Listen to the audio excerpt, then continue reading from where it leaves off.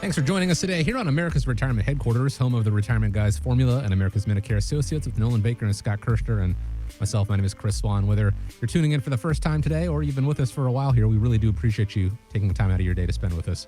Here's how you reach out, 419-794-3030. That's the phone number, 419-794-3030. Always available online, americasretirementheadquarters.com. On today's show, we're going to talk about how to manage healthcare costs and when you should rebalance your investments, all this and more. But first, let me check in with the guys and welcome special guest today, Brandon Hawkins from the Toledo Walleyes. So, guys, glad to be with you. How are we doing today? We're doing very, very well.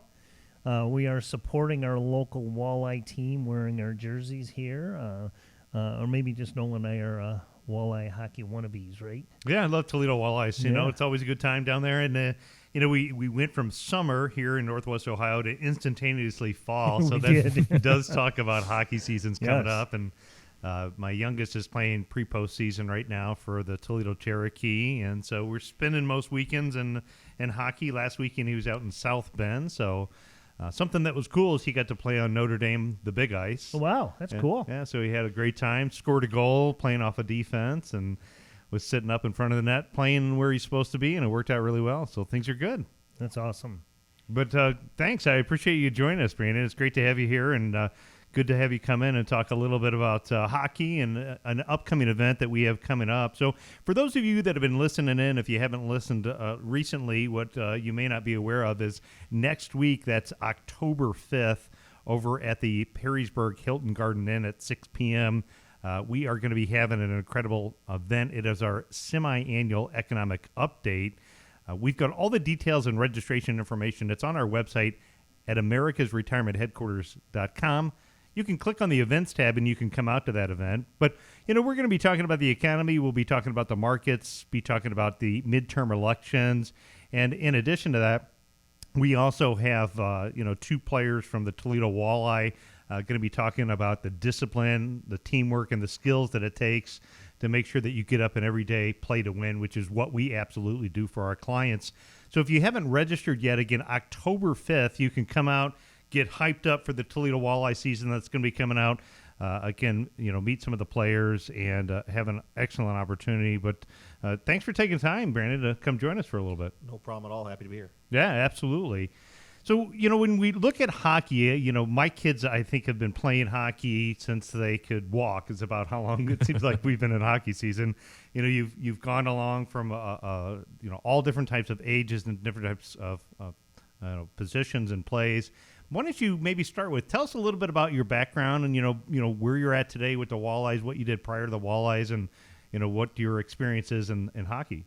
Yeah, I grew up in a small town in Michigan, Macomb Township. My parents, my mom's a teacher. My dad's actually disabled now, but back then he was a world-class speed skater, and he's the one who kind of got me into hockey overall. But I played travel hockey growing up. I took probably the road less traveled and played travel hockey instead of AAA all the way till I was about 17, 18 years old, and then played my first year AAA, and luckily went to junior and got a college scholarship out of it to go play at Bowling Green State University locally here.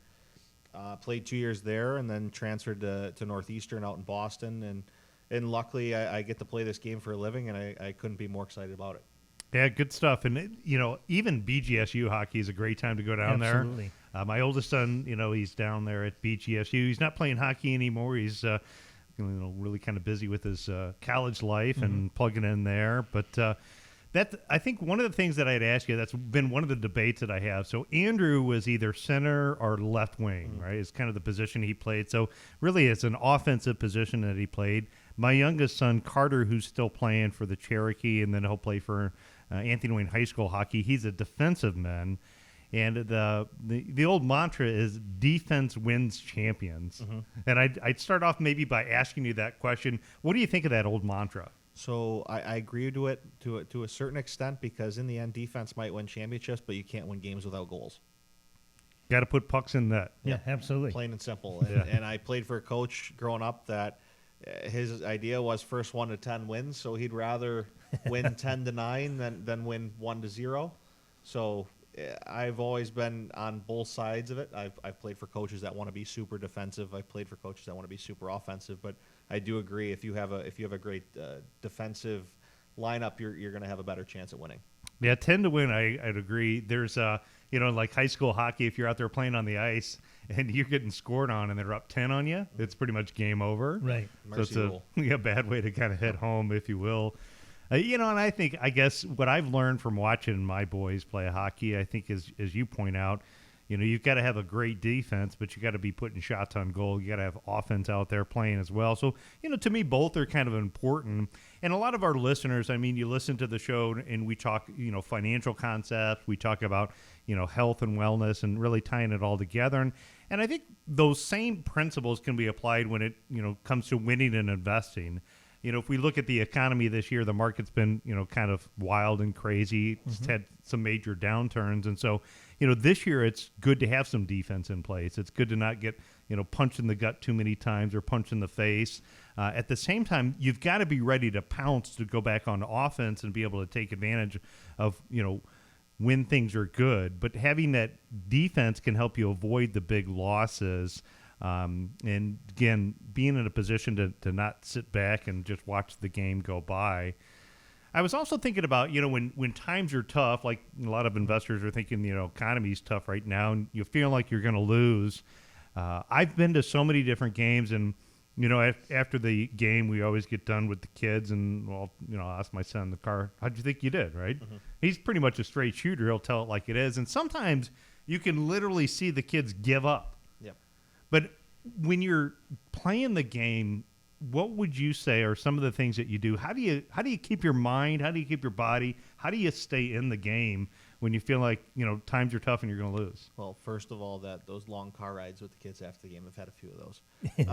You know what? If times are tough and you're in a tough situation losing-wise, I try to be a tremendously positive person.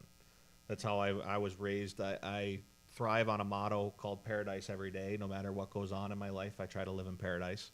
So if I'm having a tough game or if our team's having a tough game, there's always a positive outlook in terms of you never know what can happen. You never know what goes on the next shift. Try to go out and win the next play or win the next battle against whoever you're going against and take advantage of it, and maybe it'll start pushing your team in the right direction.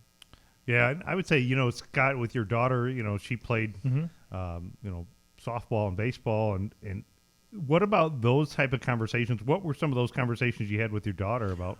Well, yeah, one of the things I learned, and it took me, she was at a 10U level, okay, and she moved on to the 12U, and it took me a very, very short time to understand that we're not going to talk about it in the car ride home. I mean, seriously. So you did the 24-hour rule? You did the 24-hour rule, and it's like that open netter and you miss it, right? Yep. You didn't do that on purpose, right? Yep. It's just like in softball, she's standing up there to bat and, the game's on the line and she swings at that changeup that makes her look silly, right? She didn't do that on purpose. She didn't mean to do that.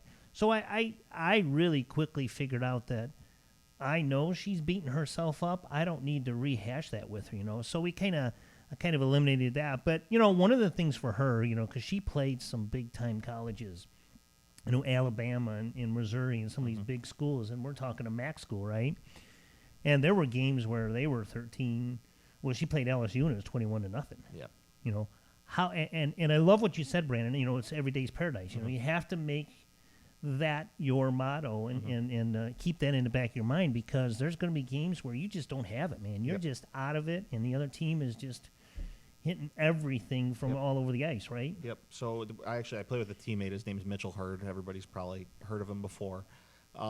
He plays the game very hard, and he's very hard on himself. And him and I came up with a thing over the year, because when he gets down on himself, he gets a little negative. Sure. So every time he comes off, I try to sit with him and be like, hey, what'd you do well that shift? And it's like, oh, I made a really good play here. And then everything else you forget.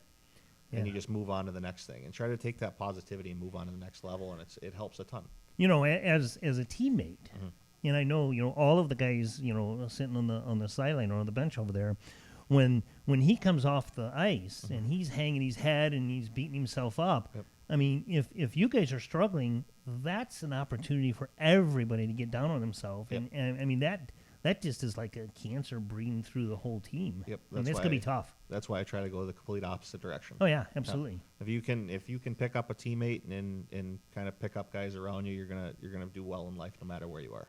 You know, one of the things when I was coaching, one of the things that I really tried to stress was the different types of leaders. Mm-hmm. You know, you have your bench leader. Yep. You have someone that leads by example. You know, get out on the ice, and like you, being that leader, that positive reinforcement. I mean, that's a different type of leader, and that's awesome. You know, Nolan, we started this segment talking about, you know, defense wins championships or offense. You know, you have to know when to turn on that defense. You know, if it's a game where you guys are just grinding it out and you're getting late in the third period and it's a 1-0 game, and you've got that one. Yep. Then you're probably going to want to play some stiffer defense, Yep. right?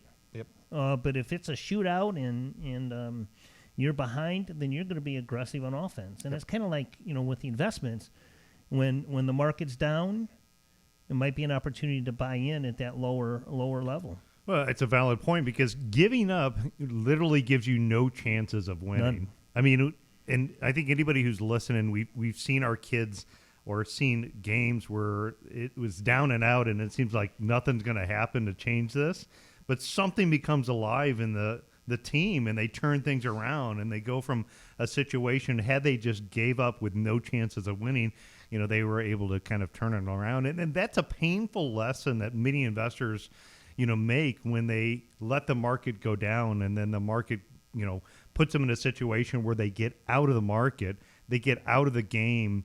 And then ultimately what they would do is they want to wait until things look better, but they completely miss it. You know, the bottom line, it's all in your attitude. If it's negative, you're never going to win. If it's positive, anything that could happen. And that's what you got to do, whether you're, you know, in a team sport. That's what you got to do, whether you're an investor.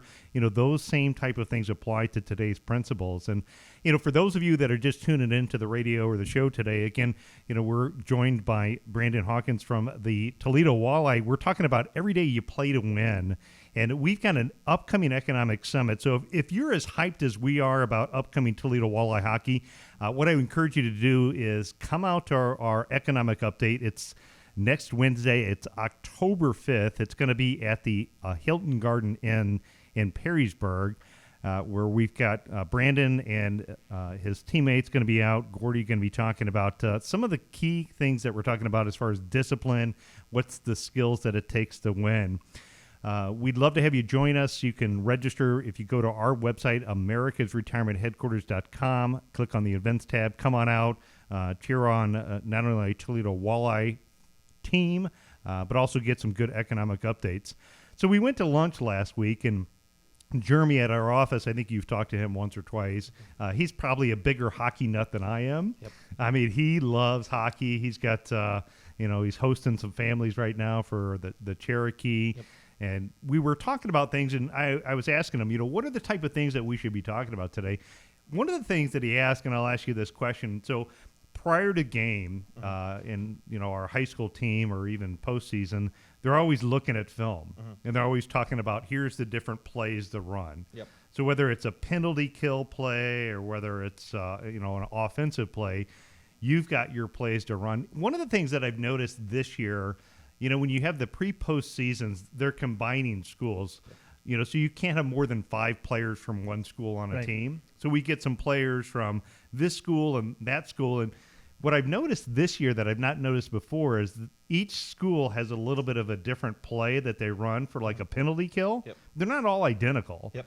And so it takes a while for them to mesh together to figure out their own season on how they're going to play. So what do you do? Like, you've got this game, you've got the play, you've run the drills, you've watched the film, you've got the perfect play lined up, and then you're on the ice and things break down. You know, what do you do when the play doesn't work out exactly as planned? Are you asking as in, like, how do I shake it off? How Yeah. do I move on to the next thing? Yeah, how do you shake So- it off? Or, you know, what do you do when people aren't in position and get back in position? So I don't know if you guys have ever watched the movie 50 First Dates. There's a character by Yes. the name of 10-Second Tom. So I try to not get down on myself and think about things too long, and I try to be like 10-Second Tom, where 10 seconds later you forget about what happened, you try to move on to the next thing immediately. Because the more you dwell on that past mistake or that pass breakdown, the worse your game could potentially get. And you don't want to make two negatives back each other up, because then you're in a really bad problem. So why not take that one negative mistake and try to make the next one a positive thing that happens, and then you're in a way better spot for the game. Yeah, one of the other principles I think that we talked a lot, and we've been talking to kids about, since they were young, in that, first couple of years as they were just really little, they would just bottle up and go in these big groups. The bunch up. Yeah. So wherever the puck was, it was like all the players were all there. Yep. And so, what we had tried to teach them is you skate to where the puck is going, not where the puck's at. Yep. Can you explain a little bit about, how do you position yourself to win? So in my eyes, it's anticipation. So it's trying to play a play or two in front of everybody. Everybody says that your good players are a play ahead of it. Your great players are 2 plays ahead of something. And then Wayne Gretzky was 3 plays ahead of everyone.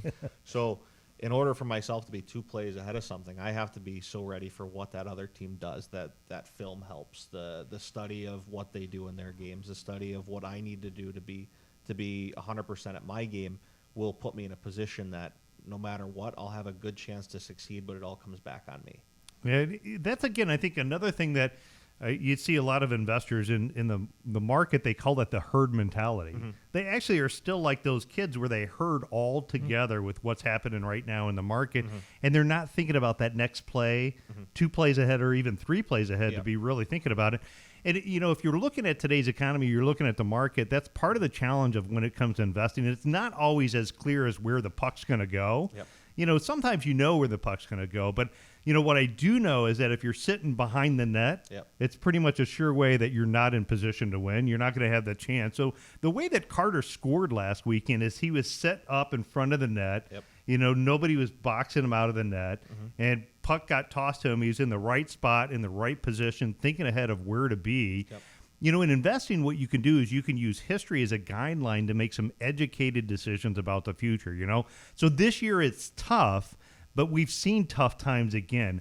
One of the worst things I think an investor can say is this time it's different. Right. It's not different. Whether it's the pandemic, whether it's the government, whether it's the spending, just like in hockey, if you're standing behind the net, you're never going to be in position to win. You really need to start thinking about, what's the right position so you have an opportunity to win? How do you think about being ready to be prepared and positioned when you can execute quickly? I guess, final thing, and maybe as we wrap up this segment, talk a little bit to me about the importance of a great team. How do you and your teammates learn about leveraging each other's strengths? I think you gave a good example where you talked about one of your teammates, it's good to help say, hey, here's some good plays. Any other suggestions that you'd say about the importance of a great team? I think it's so Dan Watson, our head coach, has created a unbelievable culture for our team. So a lot of people want to come here and play. And when you do come here and play, he really puts an onus on being a great person first before you're a great hockey player.